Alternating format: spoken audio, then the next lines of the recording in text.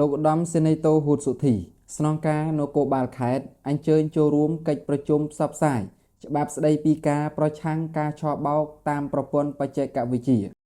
សៀមរាបនៅព្រឹកថ្ងៃច័ន្ទទី6ខែមេសាឆ្នាំ2026វេលាម៉ោង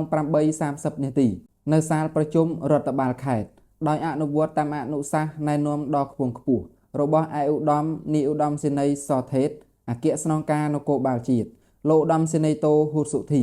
ស្នងការនៃស្នងការដ្ឋាននគរបាលខេត្តសៀមរាបបានអញ្ជើញដឹកនាំសហការីដែលពាក់ព័ន្ធចូលរួមជាមួយលោកលីវណ្ណៈនាយករដ្ឋបាលខេត្តតំណាងឯកឧត្តមប្រាក់សុភ័ណ្ឌអភិបាលនៃគណៈអភិបាលខេត្តសៀមរាបក្នុងកិច្ចប្រជុំផ្សព្វផ្សាយច្បាប់ស្តីពីការប្រឆាំងការឆបោកតាមប្រព័ន្ធបច្ចេកវិទ្យា